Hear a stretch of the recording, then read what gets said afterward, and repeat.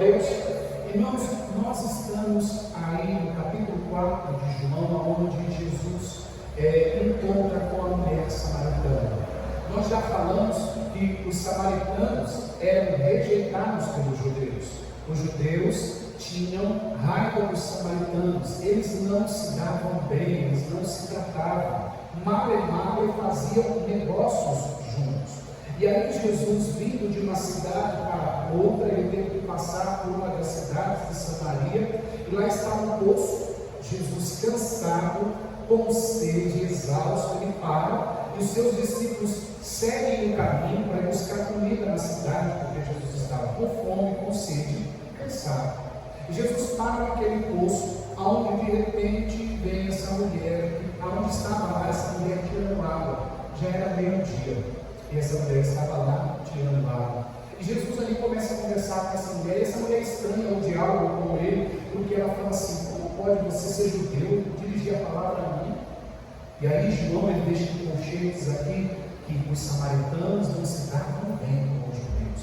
E aí nós aprendemos no último domingo que não existe essa questão de eu me dou bem com ciclano, com fulano, porque quando você é cheio de Deus, quando você é completo, quando você entende que quem é o Senhor da sua vida, você não tem essa questão de etnias: eu não gosto dele, eu não gosto dela, eu não gosto do baiano, eu não gosto do carioca, do paulista, eu não gosto disso, do mineiro, ou então eu não gosto do fulano porque ele é assim, eu não gosto do fulano porque ele é alto, porque ele é gordo, porque ele é negro, porque ele é branco, porque ele é loiro. Não. A gente vê que Jesus faz isso cair por terra quando ele começa a conversar com essa mulher. E essa mulher fica admirada, dizendo: meu Deus, você está falando em outras palavras, até você está falando comigo, como pode? E Jesus, além de falar com essa mulher, pede para que ela dê um pouco de água para ele. Cansado, Jesus estava. E nós aprendemos também nesse texto que Jesus veio em forma humana, Deus encarnado, que se curvou, ou seja, que se desfez de toda a sua magnitude gloriosa e veio em forma humana estar entre nós. E esse Deus, esse Senhor, que 100% homem, 100% Deus, também sentia fome, também sentia sede. Ele para, descansa, e ele está ali, neste diálogo com essa mulher. Glória a Deus. E nós paramos no versículo 14, e nós estamos neste ano da completude. E nós vamos buscar durante este ano, irmãos, trazer mensagens e sermões, onde você possa compreender que Jesus é a completude de toda a sua vida. Que Jesus é aquele que tem sim a razão e o porquê trazer totalidade na sua vida. Aonde você crendo e aonde você o recebendo como muito suficiente Salvador, você possa entender que mais nada te falta. Que mais nada te falta. Que aonde você possa entender que sua vida não é medida pelos outros, por não gostar de um, ou por ciclano não gostar de você, você entender que você é completo em Cristo. Você entender que não é seu marido que te completa, você entender que não é seu filho que te completa, você entender que não é seu trabalho que te completa, porque às vezes nós temos a leve impressão de que, quando estou em tal lugar eu tenho paz, não vejo a hora de chegar em casa porque eu me sinto tranquilo. Mas todas essas sensações, elas são passageiras. Elas são o que, irmãos? Passageiras. E sempre a gente vai ter vontade de novo. Você já deve ter passado por isso, essa vontade de viajar para um lugar que você diz assim: quando eu chegar lá eu vou descansar, quando eu chegar lá, eu vou aproveitar muito. E aí você foi, você descansou, você voltou feliz da vida, mas no outro dia você estava aqui de novo, cansado. No outro dia de novo você já estava estressado com o trânsito. Isso aconteceu, isso está demorando, meu Deus. Mas você foi para viajar para resolver tudo isso, mas você viu que isso não o quê? Não resolveu. E quando Jesus conversa com essa mulher aqui, Jesus conversa com ela e fala assim, no versículo 13, vamos usar o versículo 13? Olha o que Jesus diz, no versículo 13, por gentileza. Jesus respondeu: quem beber desta água terá o quê? Sede outra vez. Veja que Jesus fala que a sua vontade, o seu desejo de beber água daquela fonte iria de novo voltar a ter. Ele falou: olha mulher, quem beber dessa água vai ter sede de novo. Mas o que eu estou falando para você é algo eterno, é é algo que vai completar a sua vida de uma forma que você vai poder dizer: eu sou completa, eu sou completo. Porque Jesus diz que tudo o que podemos beber e absorver deste mundo, irmãos, é passageiro mesmo. Até mesmo nossas dores, nossas enfermidades, as mazelas que sofremos, também é passageiro. Porque Jesus estava direcionando essa fé a entender aquilo que é eterno. Muitas das vezes, irmãos, nós como cristãos, a gente sofre agora. Minha esposa estava falando, ela grava vídeos no YouTube, e aí, nessa gravação dos vídeos do YouTube, o YouTube mandou para ela um relatório dos vídeos que as pessoas mais querem assistir. Entre os vídeos que as pessoas mais querem assistir está sobre a vida após a morte, a escatologia, que nós conhecemos como escatologia. Como vai ser depois disso? As pessoas querem saber. As pessoas têm essa ansiedade de saber, mas as pessoas, ao mesmo tempo que querem saber, só querem saber para dizer que sabem.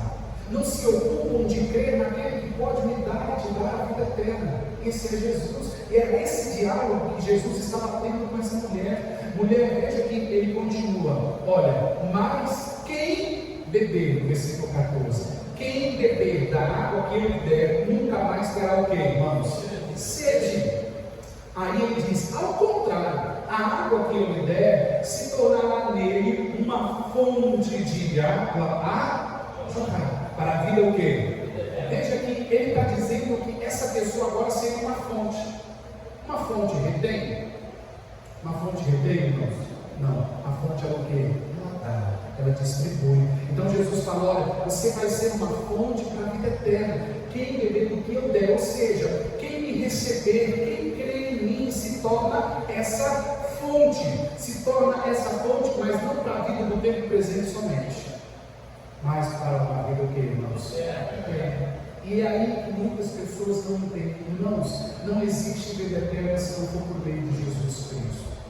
Não caia no entendimento que morreu tudo acaba. Não caia no blá blá blá dos ateus, que dizem: não, a vida aqui passou daqui, acabou, não existe nada. Irmãos, é impossível não existir uma vida depois desta. É impossível. Mas você diz: por que, pastor, é impossível?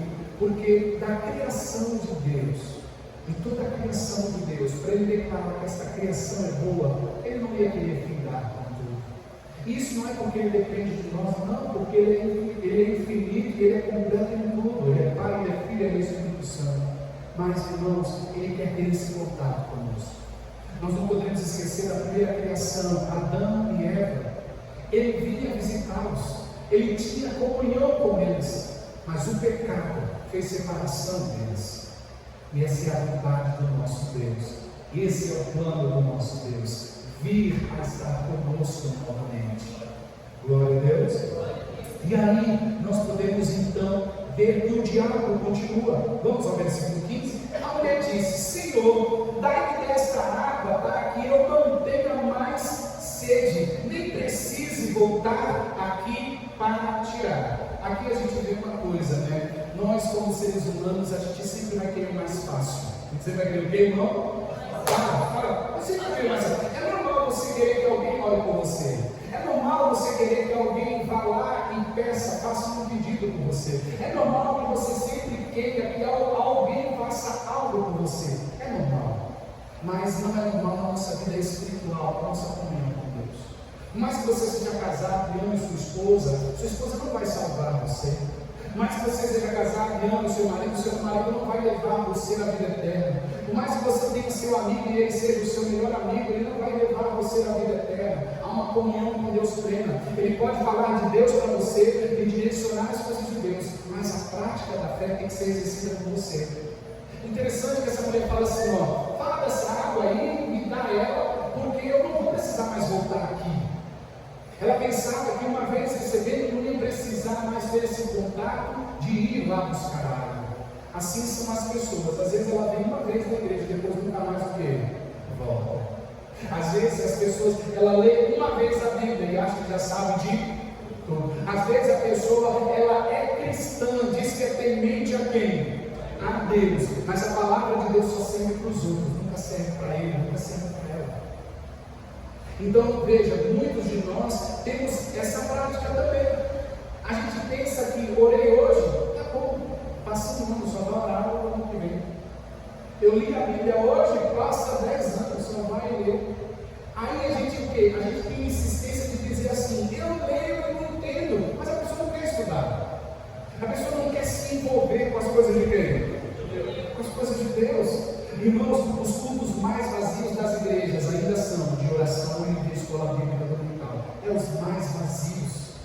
Porque as pessoas não querem essa comunhão que continua dia após. Jesus disse que a nossa cruz, e o pegar e carregar ela, seria diário, irmãos. Seria o que, irmãos? Mas, pastor, nós estamos falando sobre sermos completos. Sim, sermos completos e continuar sendo completos. Fazendo manutenção disso. Como assim fazendo manutenção disso? Mantendo essa comunhão com o Senhor. Mantendo comunhão com esse Senhor que te alcançou. Amar-se e deleitar aos pés do Senhor. Marta e Maria tiveram uma situação no qual uma se colocou diante do Senhor, a outra se ocupou com as coisas, porque queria servir ao Senhor, queria fazer as coisas para o Senhor com excelência. O Senhor estava em sua casa, mas o Senhor deixou bem claro para ela que aquele tempo era o tempo dela estar aproveitando a comunhão. Irmãos, é necessário que você tenha esse aproveitamento da comunhão, que você sempre tenha esse aproveitamento da comunhão com Deus. Às vezes você tem tempo para ficar com o seu amigo 1 hora conversando, mas você não tem tempo para 1 hora conversar com Deus. E aí vem aquela questão, mas eu não sei orar. A gente sabe reclamar, como a gente não vai saber orar, irmão? Como assim, pastor? Vou reclamar para Deus? Reclama para Ele. A gente sabe gritar, como a gente não sabe orar, irmão? Grita para Deus. Pede socorro para Ele, fala com Deus como se você estivesse falando com uma pessoa, ao telefone ou pessoalmente. Fala com quem? Diga glória a Deus. Amém, amém, irmão? Bate o pé para ver se está aqui. Amém, glória a Deus aí. Então a gente precisa, o quê? Precisa de comunhão. Não é uma vez eu estou aqui e nunca mais. Não, a gente precisa. A salvação quem dá é Deus. Você é salvo por Ele. Mas entenda que quem é salvo por Ele continua a exercer esta comunhão. Continua a se envolver com as coisas de quem? De Deus. A leitura da palavra, a comunhão, o visitar o irmão, visitar a irmã, evangelizar. Ele busca essas coisas de comunhão.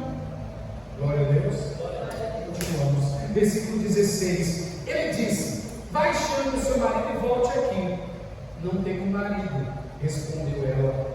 Disse Jesus: você falou corretamente dizendo que não tem marido.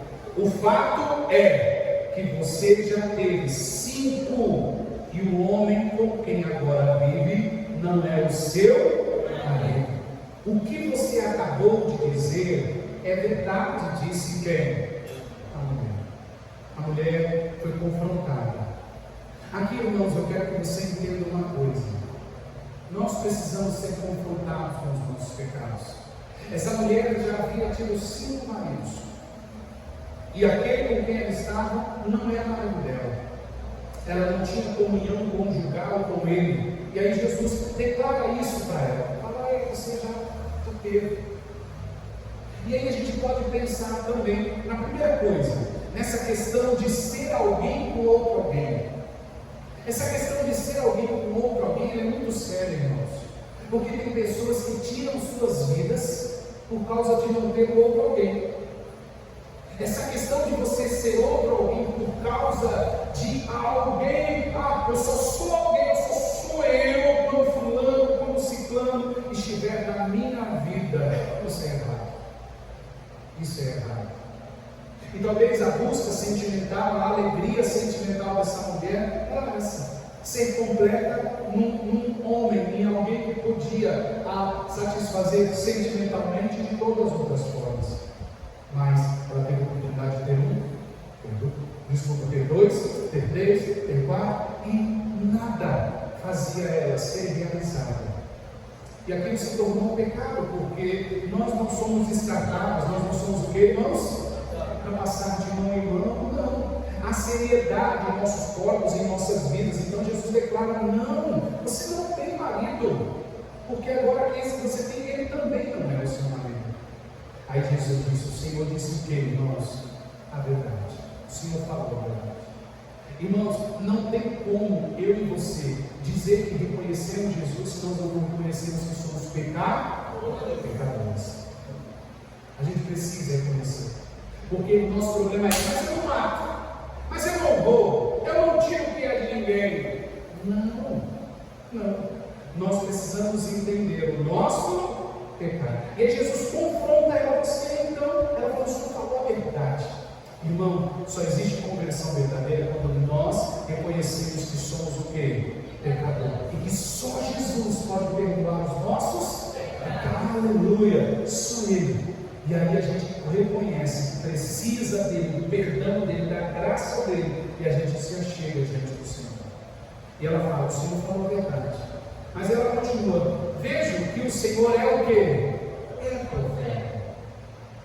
Nossos antepassados adoraram esse monte, mas vocês, judeus, disseram que é o lugar aonde nós devemos. Vocês, judeus, disseram que Jerusalém é o lugar onde nós devemos o quê? Adorar. Rapidinho ela muda. Ela primeiro reconhece Jesus como um o quê? Profeta. Ela fala: o Senhor é o profeta.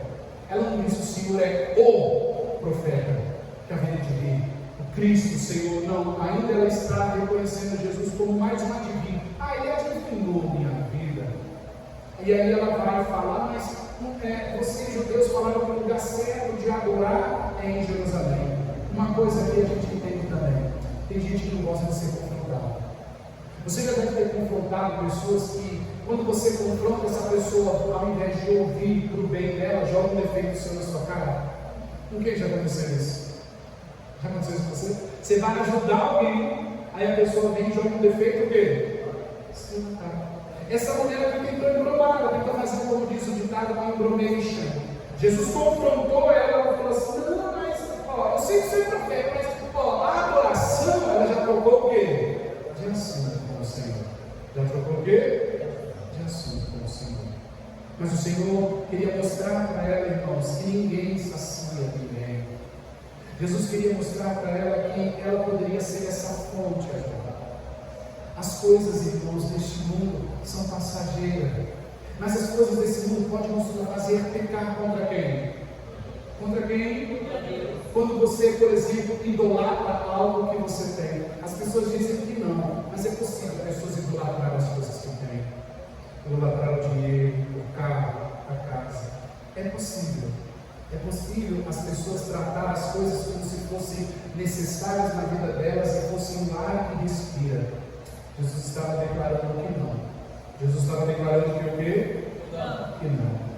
Jesus declarou: mulher, creia em mim, ele disse. Versículo 20 e 21. O que ele declarou, irmãos? Creia em mim. Está próximo a hora em que vocês não adorarão ao Pai neste monte, nem em Jerusalém. Vocês, samaritanos, adorarão o que. Vocês, samaritanos, adoram o que não conhecem. Nós adoramos o que conhecemos, pois a salvação vem dos judeus.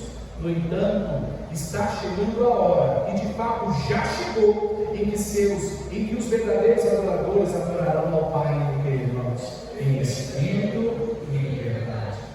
Irmãos, Jesus estava dizendo que a experiência, que a adoração seria algo real, que seria algo vivido, que não seria algo para se viver só dentro do templo, que não seria algo para se viver somente na igreja, mas real, a adoração a Deus com nossas vidas, no trabalho, no dia a dia, nas nossas uniões, tudo seria o quê? Verdadeiro, porque seria em espírito e em o quê? Em verdade, real, de dentro para onde? Para fora. De dentro para fora, real, essa adoração real a Deus. Pois saiba que quando você ama o seu próximo, você também está adorando a quem? A Deus. Saiba que quando você faz o bem, você está fazendo para a glória de Deus. E não é só dentro de uma igreja, de um lugar. Não, porque em espírito e o quê? Veja que essa mulher disse que os judeus eles que não dita que a adoração só acontecia no templo, dentro de uma igreja, aspas, né? Mas aí Jesus declara, mas já chegou a hora em que os meus adoradores vão adorar a mim em espírito e o quê? Ali quando você adora na adoração, mas também na verdade, reagindo, tendo a sua atitude de adoração a quem? Porque, irmãos, não pense que adorar a Deus é só cantar louvores.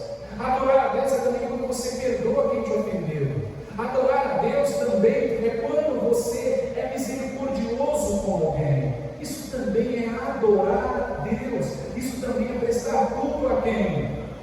Deus. E você não precisa trazer alguém aqui na igreja para falar, nós estamos numa igreja, no santuário de Deus. Agora me perdoa, eu te perdoo. Não, você pode perdoar em casa, no trabalho. Você pode fazer o bem, mas só para alguém na igreja, no trabalho, em casa, porque isso é adoração a quem? A Deus, em espírito e verdade, a experiência verdadeira com Deus. Glória a Deus. São estes os adoradores que o Pai, o que, irmãos? Procura. Porque Deus é o que, irmãos? Porque Deus é Espírito. E é necessário que os seus adoradores o adorem o que, irmãos? Em Espírito e o que? É necessário. Veja que o Senhor estava falando de algo que era o que? Eterno. E quando o Senhor falou de algo que era eterno, essa mulher falou, me dá um pouco dessa água, para que eu tome e não venha mais aqui o que? Beber. Veja que o Senhor intensifica essa questão da adoração, de viver em Espírito e em verdade como isso. Então, irmãos, entenda, sua comunhão com Deus não é só hoje na igreja. Não é só aqui. Não é só aqui que você ora, não é só aqui que você faz ao Senhor a sua prece, o que quer que você precise. É em casa também. Não é só aqui, irmãos, que você pode fazer o bem nas suas atitudes. É em todo e qualquer lugar. Porque tudo isso é um culto a Deus. E essa adoração é em espírito e em verdade, constantemente. Adorem ao Senhor em espírito e verdade. Veja que aqui é imperativo, aqui é na atitude, façam mesmo. Façam mesmo. E aí diz, no versículo 25, disse a mulher, eu sei que é o Messias, chamado Cristo. Eu sei, desculpa, ela não declarou isso, né? Ela apenas disse, eu sei que o Messias chamado Cristo está o quê? Para vir. Quando ele vier, explicará o quê? Tudo para nós. Ainda assim, essa mulher estava olhando para ele, vendo ele como apenas um profeta. Não estava reconhecendo Jesus. Irmãos, e aqui eu quero fazer uma pausa para que nós possamos continuar no próximo domingo. Aqui, disse a mulher, eu sei que o Messias, chamado Cristo, está para vir. Quando ele vier, ele explicará tudo para nós. Essa mulher não estava ainda crendo que era o Senhor que estava diante dela. E aqui eu quero meditar com vocês no seguinte, irmãos, muitos de nós temos tempo de igreja, ou muitos de nós temos pouco tempo de congregar, de comunhão com Deus, mas a gente insiste em pensar que não é de Deus a direção para nós, quando nós ouvimos a palavra, ainda a gente insiste em pensar que a palavra não é para nós. Eu não sei se isso já aconteceu com você. Você está na sala de aula e a professora chegar e falar algumas coisas, e aí você tocar o seu amigo e falar, olha lá, está dando direto para Ciclano, olha lá, está dando direto para Beltrano. Nunca era para quem? Para nós. O professor está falando de bagunceiro. A gente não bagunçava dentro da sala, a gente bagunçava na hora do intervalo. Então, para mim, não servia, porque era dentro da sala. A professora falava de quem ficava riscando as paredes, mas um riscava o banheiro, a porta do banheiro estava toda riscada, mas não riscava na onde? Na sala. Então, para aquele não o quê? Não servia. Para mim não serve. Entendeu? A professora falava aquele que fica colando do outro aluno. Eu não colo na sala, mas eu pego o caderno dele e levo para casa e colo tudo em casa. Então isso não serve o quê? Aqui nós aprendemos, irmãos, da mesma forma. Quantas vezes a gente vem para a igreja e a gente fala, isso aí não é para mim. A palavra de hoje não foi tão forte. Deus, olha, eu esperava que Deus falaria algo para mim. Eu não entendo desse jeito.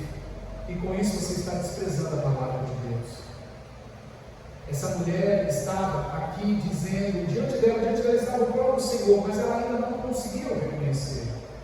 Ela falou, quando Jesus vier. E muitas são as pessoas que ficam esperando. Já é para ela mudar, já é para ele mudar, já é para ele ter a transformação em sua vida. Mas ele insiste, ela insiste em dizer que não é Deus falando com ele, que não é Deus falando com ela. Irmãos, entenda, a palavra do Senhor pode vir à minha vida e à sua de todas as formas. Pregada, a palavra pregada, a palavra ensinada. Deus foi capaz de usar uma jumenta para falar com Balaão, o homem que não queria dar ouvidos à voz do Senhor. E o Senhor pode usar a palavra dele todos os dias para estar falando no seu coração, mas o seu coração pode estar trancado, porque você não reconhece que é Deus que está trazendo para você a mensagem. Que nós possamos tomar cuidado nos nossos corações e zelar toda a palavra que vem para nós. Se não se encaixa na minha vida e na sua, receba, pois a palavra de Deus um dia vai ser necessária para nós. Porque toda a palavra de Deus é vida. O Evangelho, ele é vida em nós. O Evangelho é o que, irmãos? Vida em nós. Jesus deixou isso bem claro. Então nós vamos parar aqui. Glória a Deus. No versículo 25. E Deus assim nos permitindo, nós vamos para os próximos versículos a partir do próximo domingo. Quem entendeu em nome de Jesus?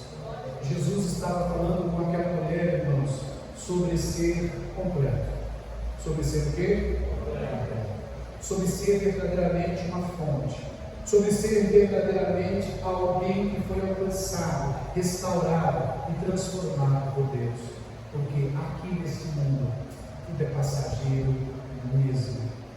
Tudo é limitado mesmo. Mas o Senhor quer ser a completude da sua vida. Ele quer te fazer completo. Porque as coisas, irmãos, vão faltar mesmo. As coisas vão o quê? Faltar mesmo. Esses dias eu conversava com minha esposa e ela falava assim, vamos comprar arroz. Eu falei, meu Deus, agora de novo? A gente pensa que as coisas nunca vão o quê? Faltar. Falta, irmãos. Neste mundo vai faltar. Mas a presença de Deus, ela não falta. Ela não falta. Porque ele disse, eu vou para o Pai. E quando eu ir ao Pai, eu rogarei ao Pai para que nos envie o Espírito e saber consolar.